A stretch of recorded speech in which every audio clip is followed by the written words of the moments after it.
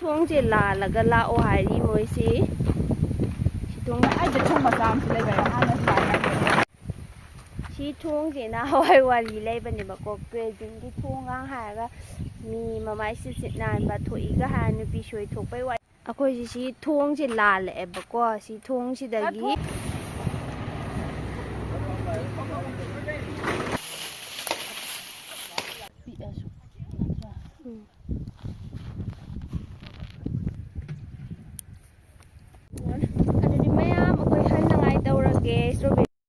Mayam hozik summer sula ado mayam sunscreen loin sizina biramgani ado sunscreen product khara khak mayam da share tawjaramge akoi sunscreen se sizina kanda akoi yam heavy oi ba da gi greasy oi ba su thenga biramgani ado kai kum kanda akoi tei kan sila matat ngouba suma thengai dana sigi problem makhai se amok leitana ba ai mayam da product hum ko ujjarake sigi Mamaearth ki sigi sunscreen ahum sine anbada sigi Mamaearth ki vitamin C daily glow sunscreen sigi sunscreen se SPF 50 yawe do sigi se tai kan akhoi gi angoba mata tawba khot do mo le roi tawe sun damage tagi protect tawe aduga akhoi gi skin se glow pi ba natural glow pi aduga yamna brighten ohele aduga UV ray dagi so sisina ngak thok pangame sigi product ki ingredients se vitamin C ga turmeric ani ba vitamin C is loaded with antioxidant aduga brighten skin aduga UV ray dai so ngak thok pangame ba ko si se aduga turmeric sina anti inflammatory benefits me am pire aduga sunburn dai su phahale aduga skin gi glow me am pi ba ko sina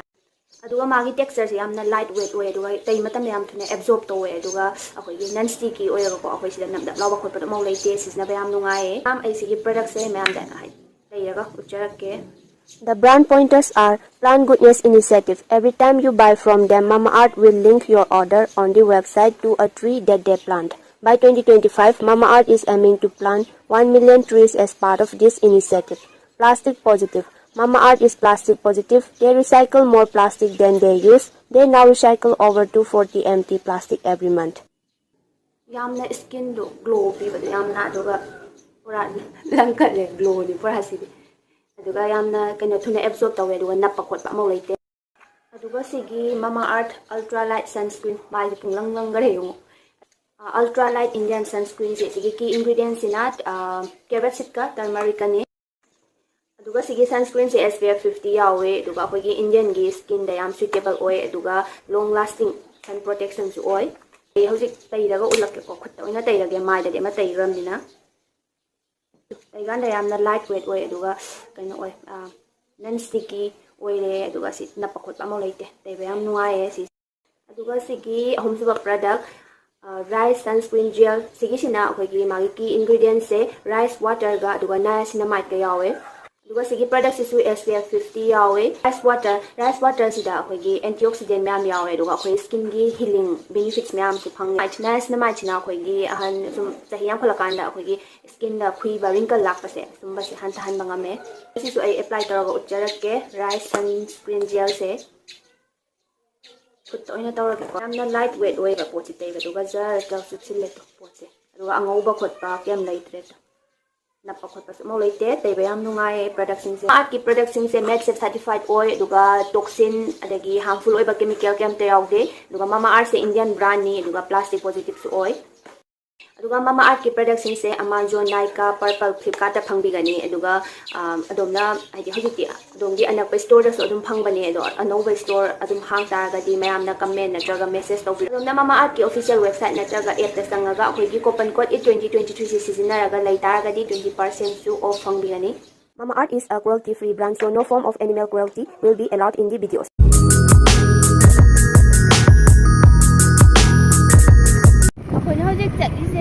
Grazing hai ba mafam tane ado grazing du adi thong ama lai ba ko du lan ba adi thong do yam na hawai putam na bai wali yang yam lai ba ne bai ni ngasi na han ta tatoi ne ado kamai to bu no do ai jara te ma ya mafam do han ba ne ta doi se no no ko ba ni se ngasi wa yan ba bam do khoi wa lo ge han da ki ba sida wa do ana thilla aga phajaram da di no ai de da na kyam phajaba no thi ba no ye ka hi ba ado na hi chat se khoi boxing ki ꯁꯤ ꯊꯣꯡꯁꯤꯅ ꯍꯋꯥꯏ ꯋꯥꯔꯤ ꯂꯩꯕꯅꯦꯕꯀꯣ ꯀ꯭ꯔꯦꯖꯤꯡꯒꯤ ꯊꯣꯡꯒ ꯍꯥꯏꯔꯒ ꯃꯤ ꯃꯃꯥꯏ ꯁꯤꯠ ꯅꯥꯟꯕ ꯊꯣꯛꯏꯒ ꯍꯥꯏꯔ ꯅꯨꯄꯤ ꯁꯣꯏ ꯊꯣꯛꯄꯩ ꯋꯥꯔꯤꯒ ꯌꯥꯝ ꯂꯩꯕꯅꯦꯕ ꯑꯗꯣ ꯑꯩ ꯑꯃꯐꯥꯎ ꯂꯥꯟꯖꯗ꯭ꯔꯤ ꯉꯁꯤꯅ ꯑꯍꯥꯟꯕ ꯂꯥꯟꯗꯣꯏꯅꯤ ꯃꯌꯥꯝ ꯍꯧꯖꯤꯛ ꯂꯥꯜꯂꯒꯦ ꯑꯗꯣ ꯕꯨꯠ ꯊꯣꯛꯄ ꯊꯣꯛꯇ꯭ꯔꯥ ꯃꯅꯤꯡ ꯂꯥꯏꯔ ꯇꯣꯝꯗ ꯂꯧꯍꯧꯔꯤꯒꯦ ꯑꯩꯗ ꯊꯣꯡ ꯃꯆꯥ ꯑꯃꯁꯨ ꯂꯩꯕ ꯍꯥꯟꯅꯁꯨ ꯊꯣꯡꯅꯤ ꯍꯥꯏꯅ ꯍꯥꯟꯅꯒꯤ ꯊꯣꯡ ꯌꯥꯗ꯭ꯔꯕ ꯑꯣꯏꯔꯝꯅꯤ ꯑꯩꯈꯣꯏꯁꯤ ꯁꯤ ꯊꯣꯡꯁꯤ ꯂꯥꯜꯂꯛꯑꯦꯕꯀꯣ ꯁꯤ ꯊꯣꯡꯁꯤꯗꯒꯤ ꯊꯣꯡꯗꯤ ꯂꯥꯟꯊꯣꯔꯛꯑꯦ ꯑꯗꯣ ꯁꯣꯝ ꯆꯠꯇꯣꯏꯔꯥ ꯑꯣꯏꯔꯣꯝ ꯆꯠꯇꯣꯏꯔꯥ ꯁꯣꯝ ꯆꯠꯇꯣꯏꯔꯥ ꯑꯃꯨꯛ ꯈꯪꯗꯗ ꯉꯥꯎꯗ ꯂꯩꯔꯦ ꯍꯣꯏ ꯌꯦꯠꯂꯣꯝ ꯂꯥꯛꯑꯣꯌꯦ ꯁꯤꯒ ꯁꯥꯕꯅꯤ ꯂꯝꯕꯤꯁꯤ ꯌꯦꯠꯂꯣꯝꯒꯤꯁꯤꯗ ꯆꯪꯗꯣꯏꯔꯥ ꯅꯠꯇ꯭ꯔꯒ ꯆꯤꯡꯌꯥꯗ ꯁꯨꯝ ꯀꯣꯏꯔ ꯂꯩꯁꯤꯗ ꯁꯣꯝꯗꯁꯨ ꯂꯝꯕꯤ ꯑꯃ ꯂꯩꯔꯝꯃꯦ ꯁꯣꯝꯗꯁꯨ ꯑꯃ ꯂꯩꯔꯝꯃꯦ ꯀꯔꯝꯕ ꯆꯠꯇꯣꯏꯅꯣ ꯈꯪꯗꯔꯦ ꯃꯐꯝꯁꯤꯁꯨ ꯌꯥꯝ ꯐꯖꯩ ꯍꯥꯏꯕ ꯑꯗꯣ ꯎ ꯃꯌꯥꯝ ꯍꯧꯔꯤꯌꯦ ꯁꯣꯝꯗ ꯆꯠꯂꯣ ꯍꯥꯏꯔꯣ ꯍꯣꯏ ꯍꯣꯏ ꯑꯩꯈꯣꯏꯁꯦ ꯍꯧꯖꯤꯛ ꯂꯝꯕꯤ ꯑꯃꯨꯛ ꯈꯪꯗꯗ ꯂꯩꯔꯦ ꯁꯤꯁꯤꯗꯅꯦ ꯃꯣꯏ ꯂꯝꯕꯤ ꯑꯅꯤ ꯐꯥꯡꯕ ꯂꯩꯌꯦꯕꯀꯣ ꯑꯗꯣ ꯑꯩꯈꯣꯏꯁꯤ ꯊꯣꯡꯁꯤ ꯂꯥꯟꯊꯣꯛꯂꯛꯑꯦ ꯑꯗꯨꯒ ꯀꯔꯣꯝ ꯆꯠꯇꯣꯏꯅꯣ ꯈꯪꯗꯗ ꯉꯥꯎꯗ ꯑꯃꯨꯛ ꯐꯣꯟ ꯇꯧꯅꯔꯤ ꯏꯅꯨꯡꯅ ꯀꯀꯥ ꯀꯩꯔꯣꯝ ꯅꯥꯀꯟꯗ ꯁꯤꯗ ꯂꯝꯕꯤꯁꯤ ꯏꯃꯥ ꯁꯤꯒꯥꯡꯁꯤꯁꯨ ꯌꯥꯝ ꯐꯖꯗ꯭ꯔꯥ ꯎ ꯃꯌꯥꯝ ꯍꯧꯔꯤꯌꯦ ꯁꯤꯗ ꯑꯥꯗ ꯋꯥ ꯍꯧꯔꯤꯁꯤ ꯑꯣꯏꯔꯝꯃꯅꯤ ꯁꯥꯏꯀꯜꯒ ꯈꯥꯝꯃꯤꯕ ꯑꯩꯈꯣꯏ ꯉꯁꯥꯏꯗꯩ ꯊꯤꯔꯛꯏꯗꯨ ꯁ꯭ꯋꯥꯏꯗ ꯂꯩꯔꯝꯃꯦ ꯂꯝꯕꯤ ꯈꯪꯗꯗ ꯎꯡꯉꯨꯔꯕꯅꯤ ꯑꯩꯈꯣꯏ ꯈꯔ ꯍꯪꯁꯦ ꯃꯌꯥꯝ ꯉꯁꯤꯁꯦ ꯑꯩꯈꯣꯏ ꯁꯥꯠ ꯍꯩꯕꯒꯤ ꯋꯥ ꯌꯥꯟꯕꯝꯗ ꯂꯥꯛꯏꯅꯦ ꯈꯨꯠꯁꯥꯡ ꯑꯃ ꯁꯥꯡꯉꯦ ꯂꯝꯕꯤꯁꯦ ꯉꯁꯤꯅ ꯑꯍꯥꯟꯕꯗ ꯂꯥꯛꯏꯁꯦ ꯀ꯭ꯔꯦꯖꯤꯡꯗꯅꯦꯕ ꯂꯥꯛꯏꯁꯦ ꯑꯩꯈꯣꯏ ꯀꯛꯆꯤꯡꯗꯩ ꯃꯌꯥꯝ ꯍꯤꯡꯒꯣꯜ ꯁꯣꯝꯗ ꯃꯌꯥꯝ ꯂꯩꯅꯩꯕꯀꯣ ꯌꯦꯡꯉꯣ ꯉꯁꯤꯅ ꯑꯍꯥꯟꯕꯅꯤ ꯁꯣꯝ ꯂꯥꯛꯏꯁꯦ ꯐꯖ ꯐꯖꯕ ꯃꯐꯝ ꯌꯥꯝ ꯂꯩꯔꯝꯃꯦ ꯎꯒ ꯃꯌꯥꯝ ꯍꯧꯔꯒ ꯋꯥ ꯐꯅꯌꯥꯝꯗꯤ ꯌꯥꯜꯂꯝꯃꯦ ꯁꯣꯝ ꯂꯩꯔꯦ ꯁꯤꯗ ꯆꯤꯡꯊꯣꯔꯛꯏꯁꯦ ꯂꯝꯕꯤ ꯍꯪꯅꯕꯗ ꯐꯖꯗ꯭ꯔꯥ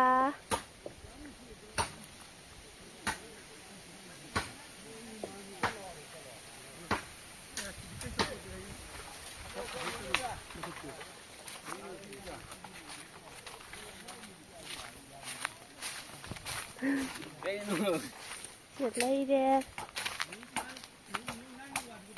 ꯃꯅꯤꯡꯗꯁꯨ ꯌꯥꯜꯂꯤ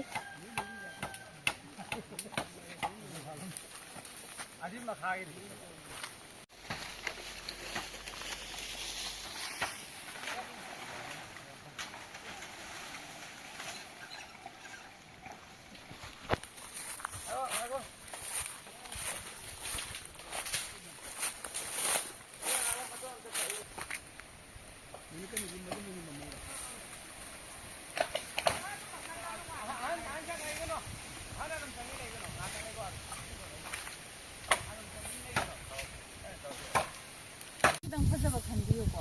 ꯌꯥꯅꯤ ꯄꯤꯛꯇ ꯄꯤꯛꯄꯁꯤꯗꯤ ꯅꯨꯡꯉꯥꯏꯇꯦꯕ ꯌꯧ ꯁꯤꯖꯤꯟꯅꯕ ꯃꯃꯜ ꯈꯪꯗ꯭ꯔꯗꯤ ꯋꯥ ꯐꯅꯌꯥꯝ ꯌꯥꯝꯃꯦ ꯃꯣꯏ ꯌꯥꯜꯂꯤꯁꯦ ꯋꯥ ꯑꯩꯈꯣꯏꯅ ꯀꯩꯅꯣ ꯆꯥꯝꯌꯥꯡꯈꯩꯗ ꯑꯗꯨꯝ ꯂꯧꯔꯗꯣꯏꯔꯥ ꯆꯥꯝꯃ ꯂꯧꯗꯣꯏꯅꯦ ꯁꯤ ꯑꯥ ꯃꯊꯛ ꯀꯪꯂꯥ ꯌꯣꯝ ꯐꯖꯔꯝꯃꯦ ꯍꯥꯏꯕ ꯎ ꯌꯥꯝ ꯍꯧꯔꯒ ꯑꯩ ꯎꯠꯂꯛꯀꯦ ꯌꯣ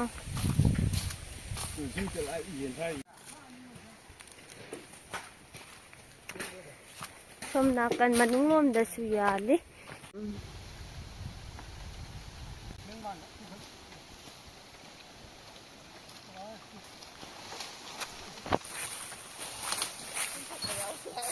ꯆꯤꯡꯊꯣꯛꯀꯦ ꯍꯥꯏꯕ꯭ꯔꯥ ꯏꯅꯨꯡꯁꯨ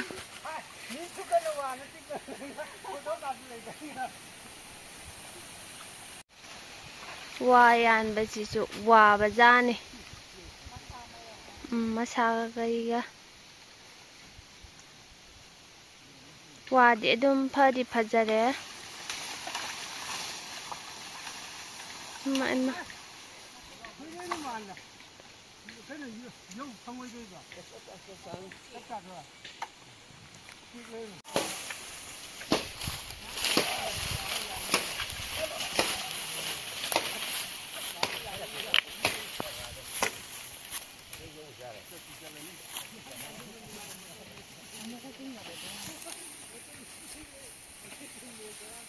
Pangrama.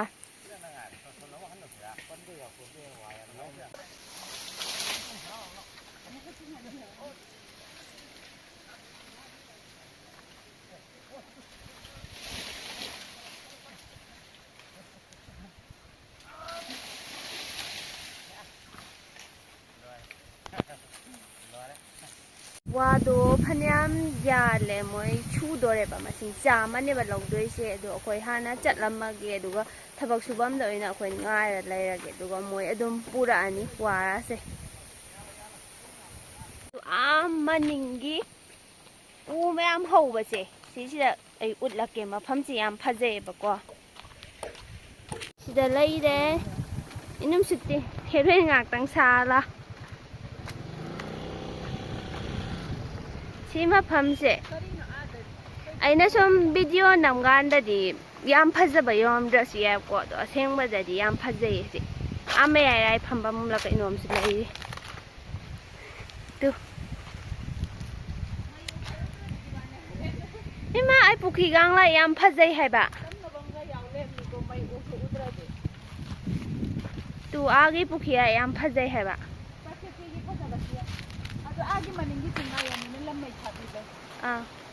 Yam phaze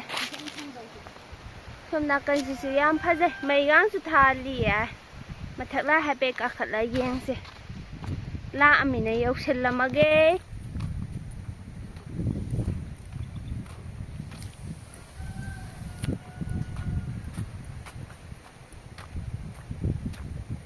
yeng kon oi lairama ba last da yauraga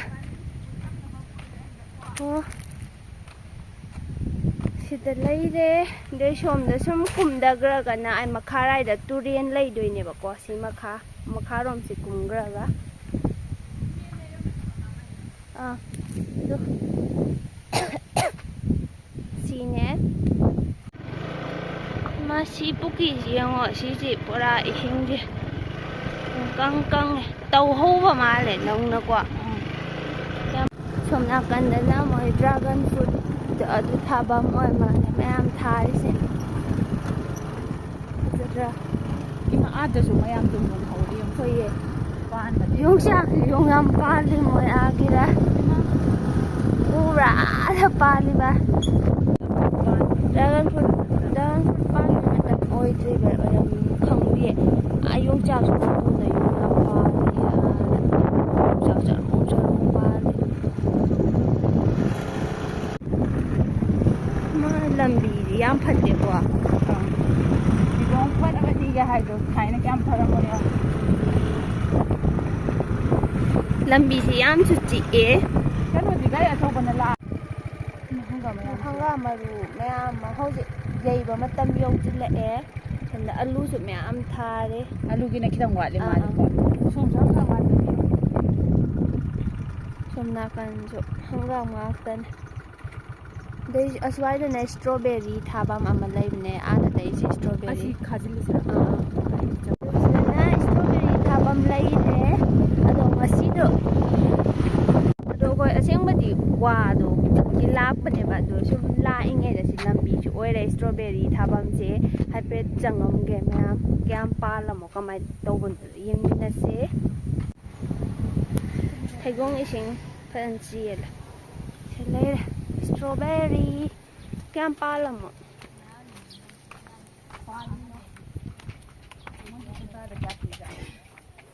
de isana hek bi ra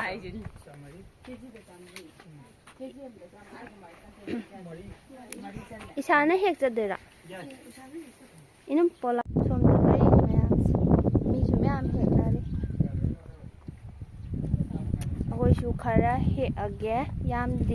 yam da bida to sida hore mayam se inum amun ba khalla he ko na ta thum mai mo mayam pa le kezim phaba bazar da hidra da moi container kyam chaw na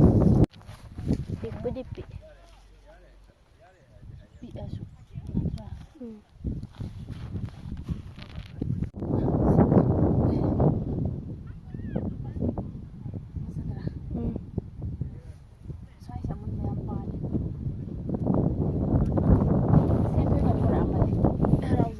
ꯂꯩꯔ ꯆꯥꯒꯦ ꯍꯥꯏꯔꯗꯤ ꯆꯥꯒꯦ ꯍꯥꯏꯔꯗꯤ ꯐꯖꯩ ꯑꯗꯨ ꯑꯆꯧꯕꯗꯣ ꯑꯃꯗꯨ ꯏꯅꯨꯡꯁꯦ ꯑꯗꯨ ꯍꯦꯛꯑꯣ ꯑꯗꯨꯝ ꯀꯩꯁꯨ ꯌꯥꯝ ꯄꯠꯇꯦ ꯄꯥꯝꯃꯨꯗ꯭ꯔꯣ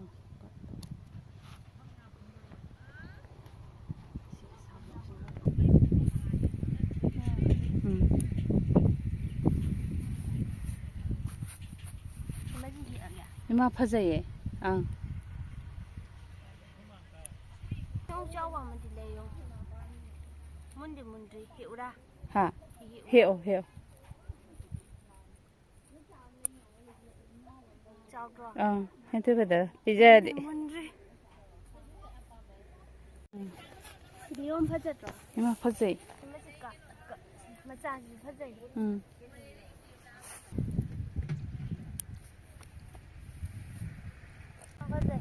파자.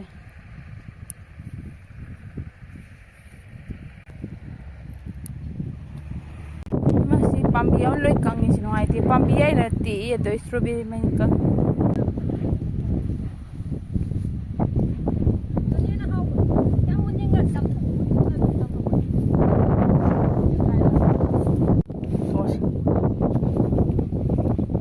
Shawe.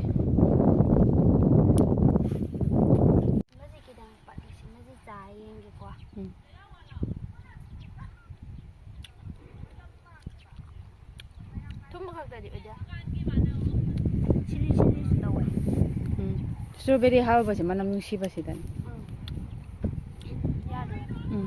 Oi strawberry lai re e tu makai am lai re mana asang ba ma tar ko masu happy re e adudi yum da han ngai tawrage pandam ge ma piramage amana hen thoi ba ga oi yum gi ja ngai oi rage Ari mapana. Ari mapana khoi gi adudi mayam mathang video da mak koi thengna rase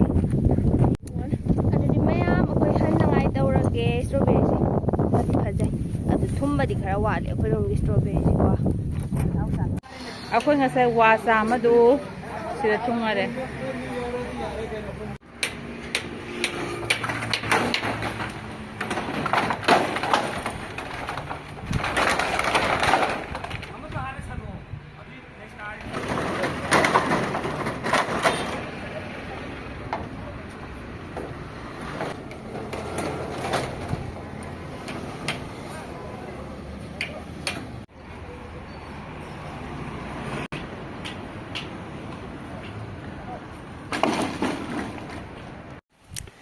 Sine ama ningi pukhira ne yam phajai khallis